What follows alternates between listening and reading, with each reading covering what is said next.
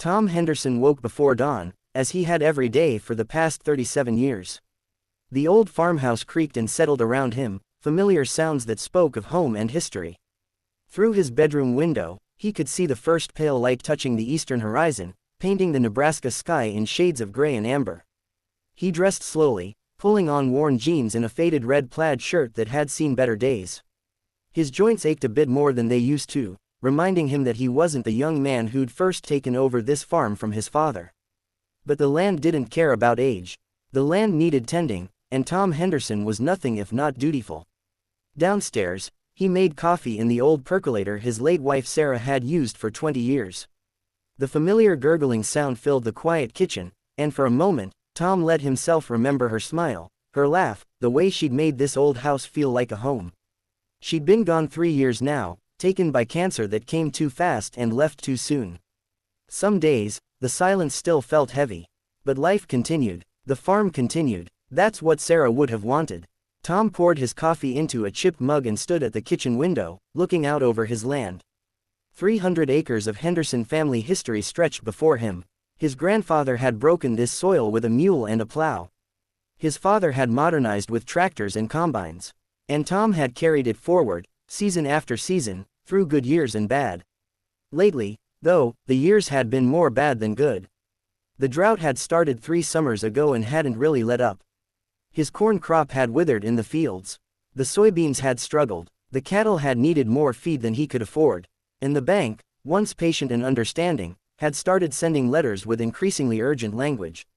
Tom didn't like to think about those letters. Didn't like to imagine what would happen if he couldn't make the next payment. This farm was all he had, all he knew. It was his legacy, his connection to the past, his purpose. Losing it would be like losing a part of himself. But worrying wouldn't fix anything. Tom finished his coffee, grabbed his worn work jacket, and headed outside. The October air was crisp and cool, carrying the scent of dry earth and distant wood smoke. His old pickup truck, a faded blue Ford that had seen 20 hard years of farm work, sat in the drive waiting for him. He had fence posts to check along the county road. Some of them had been looking wobbly, and a broken fence meant cattle could wander. It was simple work, mindless work, the kind that let his thoughts drift while his hands stayed busy. Tom drove slowly down his long gravel driveway, the truck rattling over familiar ruts and bumps. He turned onto the county road, a 2-lane stretch of cracked asphalt that saw maybe a dozen cars on a busy day. Most people took the highway now, bypassing these old rural routes entirely. He'd been working for about an hour, testing posts and tightening wire, when he heard it. A car engine, running rough and then sputtering.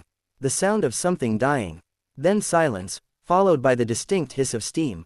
Tom straightened up, his back protesting slightly. About 100 yards down the road, he could see a vehicle pulled onto the shoulder. Steam was rising from under the hood in a thick white plume, like a distress signal against the morning sky. He walked toward it slowly, his boots crunching on the gravel shoulder. As he got closer, he could see it was an expensive car. Not just expensive, luxury. A sleek black sedan that probably cost more than he made in 2 good years. The kind of car that stood out on these rural roads like a diamond in a coal pile. The hood was up, and beside the car stood a young woman. She was maybe late 20s, with long blonde hair that fell in perfect waves over her shoulders. She wore a fitted gray dress that hugged her figure, designer sunglasses perched on her nose, and heels that were completely impractical for country roads. In one hand, she clutched a smartphone, staring at it with obvious frustration. "Ma'am," Tom called out as he approached, not wanting to startle her. "Looks like you might need some help." The woman turned quickly, and even behind the sunglasses, he could see the tension in her face. She looked relieved to see another person, but also wary. A city girl, clearly, unused to these empty rural roads where help might be miles away. "The engine just died," she said, her voice carrying an edge of anxiety. "Just completely died, and there's no cell service out here. Nothing. I can't even call for help." Tom nodded slowly, understanding her frustration. "These old roads don't get much signal," he explained. "Cell towers are few and far between out here. Most folks don't drive this way anymore." "I can see why," she muttered, looking around at the empty landscape. Fields of stubbled corn stretched in every direction, broken only by the occasional line of trees marking a creek bed or property line. "Mind if I take a look?" Tom asked, gesturing toward the steaming engine. She stepped aside quickly, still clutching her phone like it might suddenly spring to life with bars of signal. Please, I don't know anything about cars. Tom approached the car carefully, studying the engine with the practiced eye of a man who'd spent a lifetime keeping machinery running. Steam was still hissing softly from the radiator, and he could see a thin stream of coolant dripping onto the dusty ground beneath the car. He leaned in closer, checking hoses and connections. The radiator hose had a split in it, probably worn through from age and then giving out completely under the stress of a long drive on a warm morning. It was a common enough problem, especially on cars that didn't get regular maintenance. Overheated, he said simply, straightening up. Radiator hose gave out. When that happens, all the coolant leaks out, and the engine gets too hot to run. Happens sometimes on these country roads, especially if you're not used to them and you're driving hard. Can you fix it? There was hope in her voice now, mixed with uncertainty. She looked at him more closely, taking in his weathered face, his work-worn clothes, his calloused hands. Tom considered the question. Not here, not permanently, he said honestly. But I can get you running enough to reach town. There's a repair shop about 15 miles north of here. Place called Earl's Auto. He'll treat you fair and do the job right. He walked back to his pickup truck, his mind already working through what he'd need. In the bed of the truck, he kept a toolbox and various supplies for farm emergencies. Among them was a gallon jug of water and some heavy-duty electrical tape he used for everything from fixing irrigation lines to temporary repairs on equipment. The young woman watched as he returned with his supplies, curiosity replacing some of the anxiety in her expression. Tom set to work methodically, first letting the engine cool a bit more, then carefully wrapping the split hose with multiple layers of tape. It wasn't elegant, but it would hold for a short drive if she took it easy. As he worked, the woman seemed to relax slightly. I'm Madison, she offered quietly. Madison Crawford. Tom Henderson, he replied, not looking up from his work. His hands moved with the sure confidence of someone who'd fixed 1,000 broken things. This is my land you broke down on. All these fields, far as you can see to the south. Oh, I'm sorry for the trouble. He glanced at her then, really looked at her. Past the expensive clothes and the designer sunglasses, he saw something genuine in her expression. Fear, yes, but also a kind of sadness he recognized. The look of someone carrying weight. No trouble, miss, he said gently. Out here, we help people who need it. That's just how it is. That's how it's always been.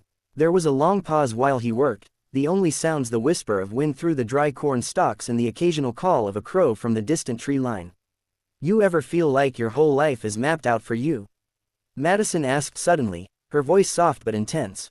Like you're just following a script someone else wrote, playing a role in someone else's story. The question surprised Tom. It was personal, vulnerable, not what he'd expected from this polished city woman. He was quiet for a moment, thinking about how to answer while he tightened the tape around the hose, making sure the seal was as good as it could be. My daddy wanted me to be a lawyer, he said finally, his voice thoughtful. Had it all planned out from the time I was in high school. Sent away for college brochures, talked about what kind of law I should practice, how much money I'd make. He had this whole vision of my life. What happened? Madison asked, genuinely interested now. Tom smiled, a gentle, weathered smile that came from deep contentment. I loved this land, loved the smell of soil after rain, the sound of wheat rustling in the wind. Loved watching seeds grow into crops, loved the cycle of seasons. My daddy's dream was law school, but my dream was right here. So I chose this instead. He must have been disappointed. He was, at first, Tom admitted. Real disappointed. Didn't talk to me for almost a year. But eventually, he came around. Saw how happy I was, how much I loved the work. And you know what he told me before he died? He said he was proud of me for knowing who I was and having the courage to live my own life. Madison was quiet, absorbing this. Tom finished his work on the hose and carefully poured water into the radiator, watching the level rise. Do you regret it? She asked. Giving up the money, the prestige. You could have been someone important. Tom looked at her directly then, and his expression was kind but firm. Miss, I am someone important. Maybe not to the world, but to this land, to this community. And I have something better than money. I have peace. I wake up every morning doing what I love. I go to bed every night satisfied with my work. That's worth more than any salary. He gestured to the fields around them. Money isn't everything, miss. In fact, it's not even the main thing. Peace of mind, knowing who you are, living according to your values, that's the real treasure. That's what makes a life worth living. Madison pulled off her sunglasses, and Tom could see tears glistening in her eyes. I wish I had that courage, she said softly. You do, Tom said simply. Everyone does. It's just a question of whether you use it. He closed the hood carefully and wiped his hands on a rag from his pocket. There, he said, that should get you to Earl's. But you need to drive slow, real slow. Keep an eye on that temperature gauge. If it starts climbing into the red, pull over immediately and let it cool down. Understand? Madison nodded. How much do I owe you? She reached for her purse, pulling out an expensive leather wallet. Tom shook his head firmly.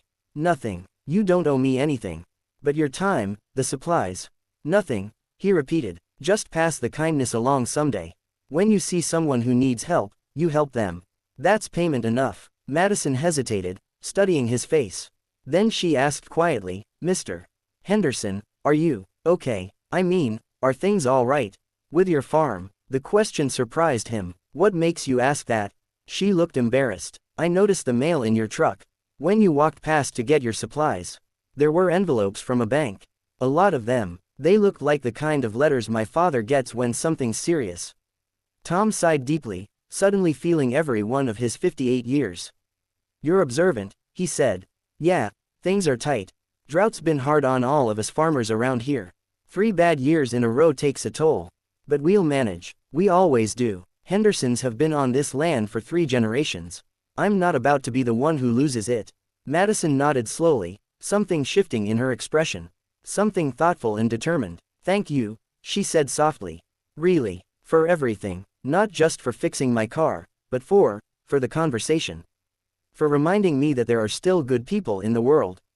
Just doing what's right, Tom said simply. He watched as she got into her car and started the engine. It caught smoothly, running a bit rough but running. She gave him a small wave, and then carefully pulled back onto the road, driving slowly just as he'd instructed. Tom stood there watching until the black car disappeared around a curve, swallowed by the distance. Then he went back to his fence posts, thinking about the encounter but not dwelling on it. Acts of kindness were their own reward. He'd learned it from his father, just as his father had learned it from his grandfather. It was part of the Henderson way, part of being a good neighbor and a decent human being.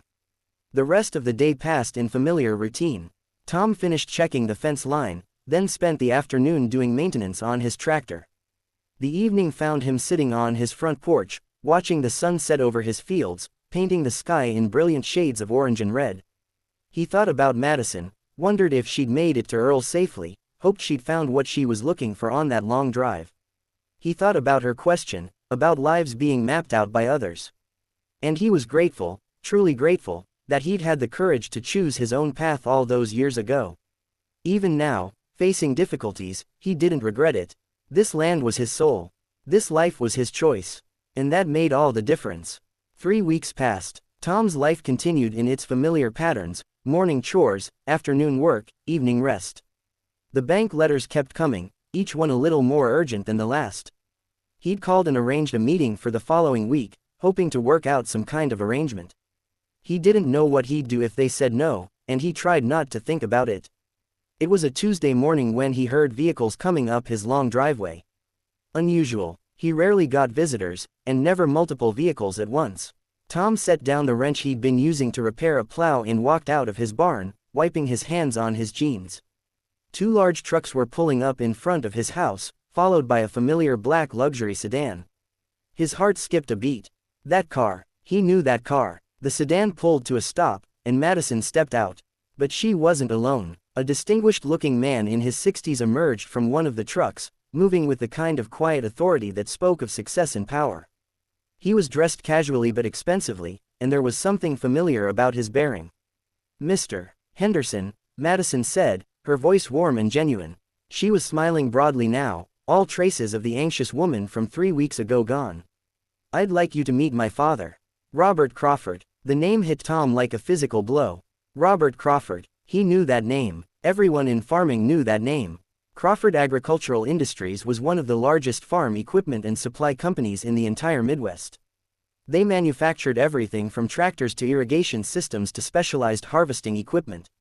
Robert Crawford was a legend in agricultural circles, a man who'd built an empire from almost nothing.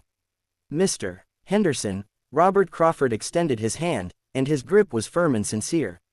My daughter told me what you did for her 3 weeks ago. How you stopped what you were doing to help a stranger. How you fixed her car, refused payment, and sent her safely on her way without asking for anything in return. Tom shook his hand, bewildered by this turn of events. Just did what anyone would do, sir. She was stranded. I was there. It wasn't anything special. That's where you're wrong, Crawford said gently, and there was real emotion in his voice. Not everyone would do what you did. Most people would have driven right past. And even those who stopped wouldn't have refused payment. You showed my daughter genuine kindness, the kind that's becoming rare in this world. He paused, studying Tom's weathered face. Madison also told me about your situation. About the drought, about the difficulties you're facing. She told me what she saw in your truck, the letters from the bank. Tom felt his face flush with embarrassment. Sir, I don't need. Crawford held up a hand. Please, let me finish. I've been in farming most of my life, Mr. Henderson. I started with 20 acres and a dream when I was 22 years old. I know what it's like to face drought. I know what it's like to face the bank, to lie awake at night wondering if you'll lose everything you've worked for. I've been where you are. He gestured to the trucks behind him. I've brought you something. New irrigation equipment, the latest drip system technology that'll help you maximize every drop of water you have. Drought-resistant seed corn and soybeans for next season. And I've personally spoken with your bank. Your loan has been restructured with more favorable terms, and I've co-signed as a guarantor. Tom felt his throat tighten, emotion welling up so fast and strong he could barely speak. Sir, I can't accept this. It's too much. Way too much. It's exactly right, Crawford said firmly, and his eyes were intense now. You helped my daughter when she was lost and afraid. You asked nothing in return. You showed her something important about real values, about the kind of character that matters. That lesson was worth everything to me. Madison stepped forward, and Tom could see tears glistening in her eyes. You don't know what you did for me that day, Mr. Henderson. I wasn't just driving to clear my head. I was running away. From my life, from expectations, from a future that felt like a prison. My father had my whole life planned out, who I'd marry, what job I'd take in the company, where I'd live. Everything. She paused, wiping at her eyes. I was going to just keep driving. Maybe to California, maybe to Canada. I was going to disappear and start over somewhere else. But then my car broke down, and you helped me. And you told me about choosing your own path, about having the courage to live your own life. You reminded me that running away isn't the same as moving forward. I went home, she continued, her voice stronger now. And I talked to my father. Really talked to him, for the first time in years. I told him what I wanted, what I needed. And he listened. We're working it out now, finding a path that honors both his dreams and mine. But none of that would have happened without you. Without your kindness and your wisdom. Tom looked from Madison to her father, overwhelmed by what they were telling him. I just told you what my own father taught me, he said quietly, about having the courage to be yourself. And that simple wisdom changed my daughter's life, Crawford replied. It may have saved her life. Do you really think there's any amount of money that could repay that? Tom felt tears running down his own weathered cheeks now. I don't know what to say. Say you'll accept our help, Madison urged. Say you'll let us pass the kindness back to you. You told me to pass it along someday. Well, this is us doing exactly that.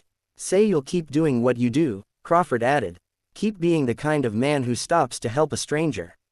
Keep being a person of character and integrity. The world needs more of that. The world needs more of you. Tom looked around at his farm, at these two people who'd come to help him, and felt something break loose in his chest. Not everything in the world was hard and unforgiving. Not everyone was out for themselves. Sometimes, incredibly, kindness did circle back. Sometimes goodness was rewarded. Sometimes doing the right thing mattered in ways you could never predict. I accept, he said simply. And I'm grateful. More grateful than I can express. The rest of that day passed in a blur. Crawford's workers unloaded the irrigation equipment and began installing it with Tom's input. They brought in bags of premium seed, far better than anything Tom could have afforded on his own. A representative from the bank arrived with new loan papers that Tom could actually manage, terms that would let him keep his farm without breaking his back. As the sun began to set, the Crawfords prepared to leave. Madison gave Tom a long hug, and he was surprised to find himself hugging her back, this young woman who'd become a kind of unexpected friend. "Thank you," she whispered. "For everything. You take care of yourself," Tom replied. "And remember, have the courage to be yourself. Always." Robert Crawford shook Tom's hand one last time. "If you ever need anything, anything at all, you call me. You're not just a good man, Tom Henderson. You're the kind of man I want to know, want to help, want to see succeed." Tom watched as the vehicles drove away down his long driveway, their taillights glowing red in the gathering dusk. He stood there for a long time, just breathing, just being, just absorbing what had happened. Then he walked slowly to his favorite spot, a small rise at the edge of his property where you could see for miles in every direction. The new irrigation equipment gleamed in the fading light, a promise of better seasons ahead. The seed corn sat in his barn, potential waiting to be planted. And the weight that had been crushing him for months, the fear of losing his farm, had lifted. Tom thought about the strange path that had brought him here. A broken-down car on a dusty road. A young woman finding her way. A simple act of kindness that had rippled out in ways he never could have imagined. His grandfather used to say that the harvest you reap isn't always the one you plant.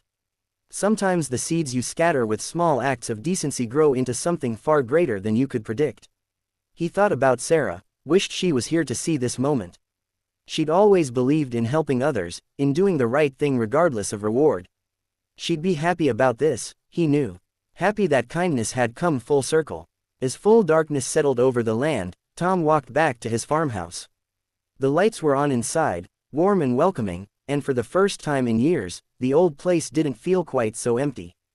He had hope now. He had a future. He had proof that the values he lived by, the simple code of helping others and doing right, still mattered in this complicated world. The land would be okay now. The farm would survive another generation. Maybe, someday he'd have grandchildren to pass it on to teach the same lessons his father and grandfather had taught him. Lessons about character, integrity, kindness, and courage. Tom made himself a simple dinner, then sat on his porch as he did most evenings, listening to the night sounds of his farm. Crickets singing in the grass. The distant lowing of cattle. The whisper of wind through the crops. And somewhere in the distance, a harvest moon rose over Nebraska, illuminating the land with gentle, golden light. It shone on Tom Henderson's fields, on his old farmhouse, on the new irrigation equipment that would help his crops survive. It shone on 3 generations of Henderson history and on the promise of generations yet to come. Tom sat in his rocking chair and smiled. Tomorrow he'd start planning for spring planting. Tomorrow he'd begin rebuilding, stronger than before.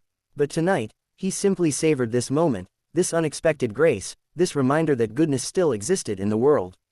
He thought about Madison Crawford, wondered how she was doing, hoped she'd found her path. And he thought about the lesson they'd taught each other, that sometimes the greatest gifts we give are simple acts of kindness, and sometimes those acts come back to us in ways we never expect. The night deepened, stars appearing one by one in the vast Nebraska sky. Tom Henderson sat in the darkness, his heart full of quiet gratitude, knowing that he was exactly where he was supposed to be, doing exactly what he was meant to do. And that was enough, more than enough. It was everything.